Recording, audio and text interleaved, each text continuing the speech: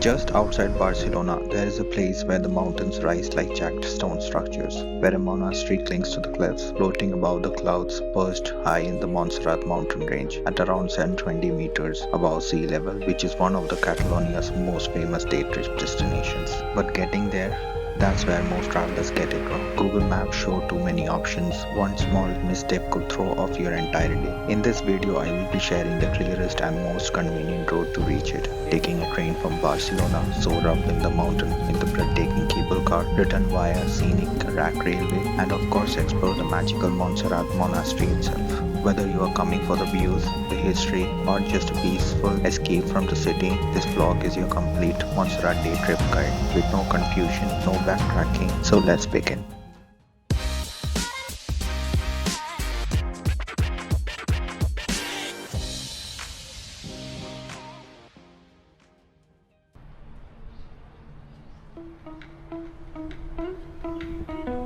As we walk towards the train station, let's talk about how to actually reach Montserrat Monastery, because honestly it can feel a bit overwhelming at first. If you type Montserrat Monastery into Google Maps, you will get a maze of routes, trains, transfers, cable cars, rack railways, and depending on where you are based in Barcelona, the suggestions change. We are staying a little outside the city center, and even for us Google showed multiple combinations, each around 2 hours 15 minutes approx. With so many transfers, it's easy to get lost or hop off at wrong stop. If you are like us, depending on public transport rather than driving, this guide will save you a lot of confusion because I'm going to simplify it all. Stick around and by the end of this vlog, you will know exactly how to plan your Montserrat day trip without any second guessing. You are free to begin your trip from the station nearest to you, ideal if you are based outside the city center. Still, for the simplest and most reliable route, make your way to Placa Espanya, the starting point of R5 train to Montserrat. If you happen to be closer to any other R5 station, you can join the route there, but if you want to avoid the confusion with transfers or connections, keep it simple, head to Placa Espanya. This vlog will take you through each part of that journey, the trains, the scenic rides, the magical views, all in detail, so you can plan your Montserrat day trip with confidence. Since we were staying a little outside the city center, we first ended up at Fabra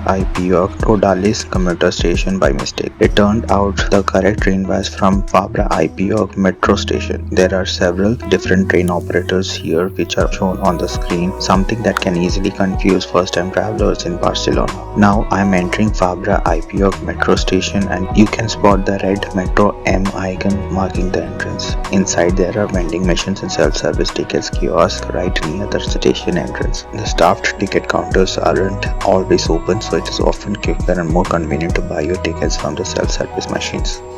At the ticket machine, there are several options available, such as 48 hours and 72-hour passes, so you can choose whatever best fits your travel plans. For my journey, I am selecting a single ticket, which costs €2.65 per person. Here, there are no NFC contactless payments, so you will need to insert your bank card to complete the purchase. The machine issues separate paper tickets for each person, so I believe if you are traveling in a group, everyone will have their own ticket. I walk forward to the platform entry gates, insert the ticket, and wait for it to pop back out before passing through. Then I make my way down towards platform. From here, I will be heading to Placa de Espanya, where I will get off and transfer to R5 train that will take me towards Montserrat. In some stations, you can access trains from both sides of the platform, so make sure you are standing on the correct side for your direction of travel. The train arrives and I step on board. It's quite crowded inside and the time is around 11 am. You can take the train early to avoid the rush. I get off at Placa Espanya. Seeing the crowd pouring out of station, I can tell this location may be definitely one of the liveliest spots in Barcelona. Getting off at this station, you don't need to exit to the street. Instead, just follow the signs where R5 monorails are displayed and walk towards the other platform, where I will be catching the R5 train which will take me to Montserrat. You will come across plenty of signs pointing towards the Montserrat train. They are hard to miss. Here you will also find ticket machines specifically for buying your Montserrat tickets. I am getting mine from the machine, and as you can see, there are several tickets options available which you can choose as per your use. I am selecting the adult single ticket, which is combined train plus cable car options. The price is €15.65 per person. This ticket covers the train ride to Montserrat and then the cable car from Aeri de Montserrat to the monastery. Here you can conveniently use an NFC enabled bank card to make the purchase.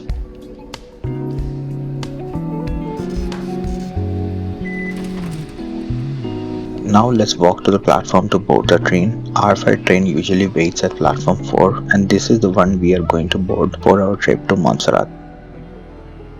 The tickets don't have any seat allocation mentioned, so you can sit anywhere you like in the coaches. Pick a window seat if you want the best views along the way. Since I still had some time before the train was scheduled to start, I thought I did check out the washroom on board. Honestly, it's better than the toilets I've seen in many Indian trains, but it is still somehow gives you that nostalgic Indian train feeling. The ceiling felt like looking up at an open sky through a unique design. The commode though didn't look very inviting and the mirror was far from spotless. There was dryer and a roll of tissue paper. On the lower corner side of the door, there is a small dustbin and in certain corner seats of the coach, there are various plug points to charge your phone.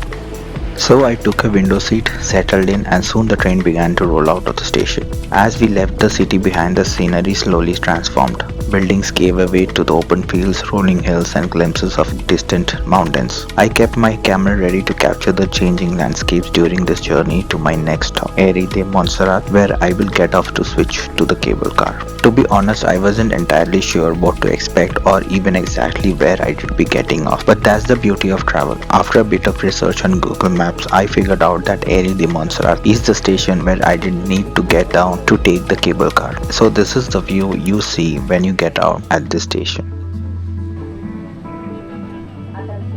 I walked towards the exit that leads straight to the cable car station. Since I already had my combined ticket, I didn't need to buy one here. Another reason why it's better to purchase your ticket online or right at the start of your train journey from Placa Espanya. And after getting my ticket validated, it was finally our turn to board. The view from here. The bright yellow cable car stood out vividly against the dramatic backdrop, surrounded by soft clouds with the shady mist-covered mountains towering behind. The contrast was breathtaking. Every single person waiting in the line seemed to pose for a moment, phones and cameras in hand, capturing the scene. Watching everyone enjoy that moment almost felt as beautiful as the view itself. Here it is, our ride. So let's board. I could feel the excitement building as we prepared to vanish into the clouds. The cable car can hold around 20 people, and most of those ahead of me had already claimed the prime front-facing spots. I managed to squeeze into the side window spot, not perfect but still promising for some great views. And then the door closed, the cable tightened, and we began our ascent. Time to glide into the clouds.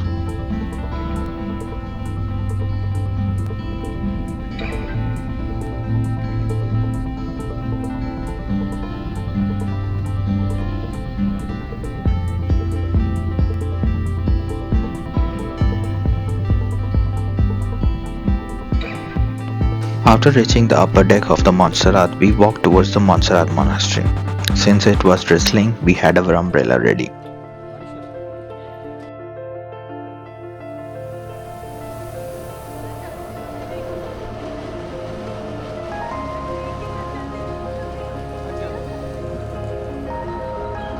The view was spectacular. The jagged cliffs of Montserrat rose beside us, the stone faces disappearing into the drifting clouds. The mist moved like a living thing, one moment revealing layers of rolling hills in the distance, the next swallowing them in whole in white. But the scent of fresh, wet earth mixed with crisp mountain air brought an immense sense of happiness. The absence of sunlight made the scene feel a little more moody, shady and cloudy. Yet the glistening wet streets and the old stone buildings refused to disappoint, which made it felt we were suspended between earth and sky, not quite grounded, not quite in the clouds.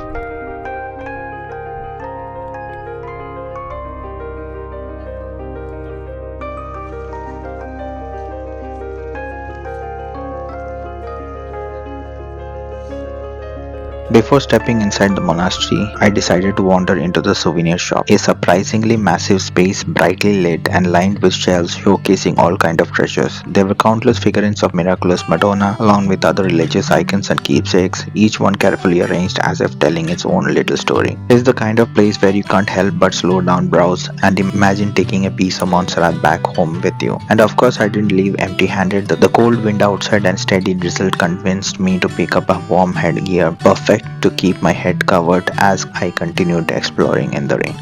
As I approached the monastery, the view stopped me cold. Towering rocks formation rise like giant stone fingers, cradling this sacred place. The wet ground reflects muted light of the cloud sky, adding a quiet, almost mystical atmosphere to the scene. It's a kind of view that makes you pause, take a breath, and just absorb the energy of where you are. Since many tickets sell out quickly, as I mentioned in one of my previous videos, I was only able to get a ticket to the Basilica Cathedral. There are plenty of other experiences here you can book too, from museum visits to special viewpoints, and you can even scan the QR code on site to purchase tickets online if you haven't booked ahead.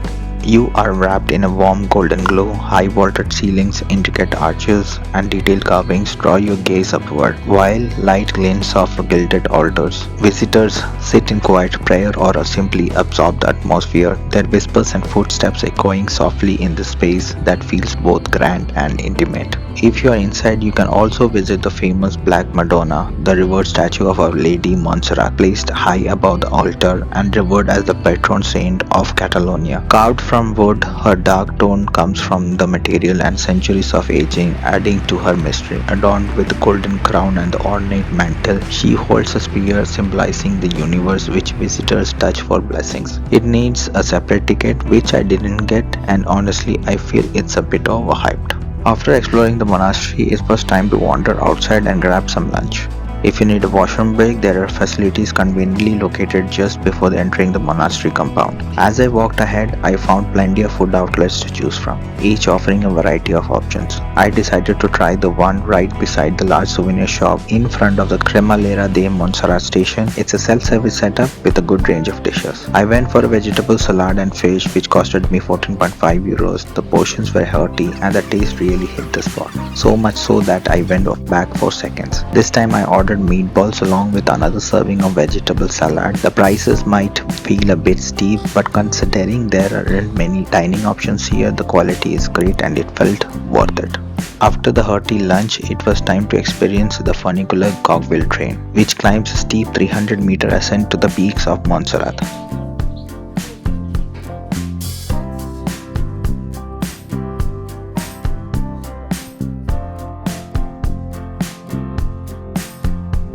The round trip cost 11 euros per person. Being early in the queue, I quickly grabbed a spot in the first coach, hoping for the best view. Fortunately, it wasn't quite what I imagined. As you can see from the video, the front is mostly blocked by the control panel, glass partitions and flaming bars, while you do get a straight view of the track stretching dramatically uphill and downhill. The panoramic scenery is better appreciated at the last coach.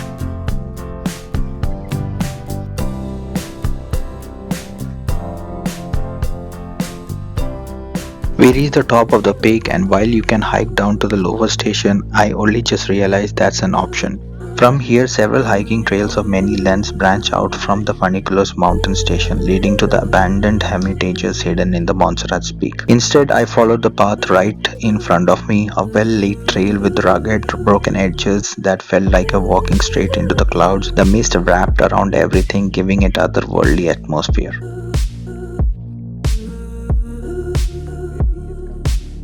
The weather was cold and windy, but I decided to hike as far as I could.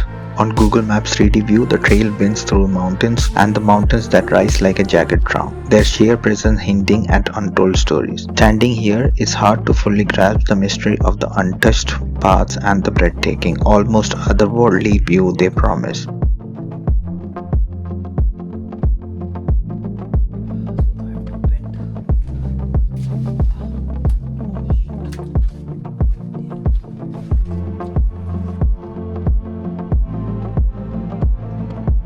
From the picture you can see a rugged rock face with distinct color layers, darker at the top, lighter in the middle, reddish near the bottom, revealing its weathered history. Some part looks as if man-made clay tiles or the bricks have been embedded into the stone. Below, a small cave-like hollow sits carved into the rock, its dark interior suggesting it may have once used as a shelter or the storage. Such a view gives the place an almost archaeological feel, blending history with raw nature. We stopped at this point as the rain made the steep stone steps to the higher peaks dangerously slippery. If you notice, those stairs lead even further up to the summit, but with the weather and the clock ticking towards the last funicular down to the base, we decided it was wiser to turn back and make our way back down. If you want to hike, then make sure you come early. Now it's time to head back to the monastery. This time I chose the lower coach in the Funicular cogwheel train, and wow, the view was absolutely surreal. Almost everyone had their phones out, eager to capture the moment, but I found my own little spot sitting on the floor in the far corner, trying to frame the scenery without a single obstacle in the way. Before heading back to Barcelona, we took some time to wander through the open street shops. You will find all sorts of items here, but honey seems to be the star product. A short walk further brings you to another stunning viewpoint, completely unobstructed, where you can watch clouds drape over the entire Montserrat landscape.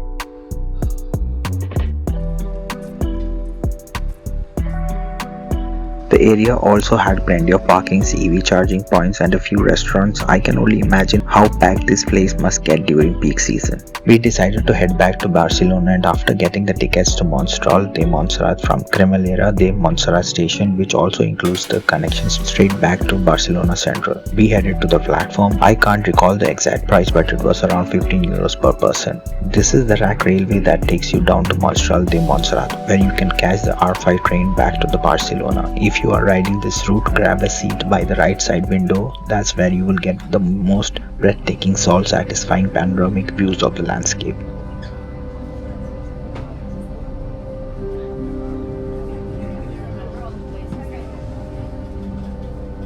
We arrived at Monistrol de Montserrat. It's just a few steps to the other platform where I did catch the R5 train back. Honestly, no matter where you stand here, you are treated to a feast of breathtaking Montserrat views. It's like the mountains are showing off from every angle. Heading back with a heart full of joy and unforgettable memories. I hope this video has been helpful in planning your own trip. If it has, please take a moment to like, share and subscribe. It really helps me create more travel videos like this, and let me know in the comments, would you visit Montserrat and what part of this journey caught your eye. Thank you for watching, and see you in next video.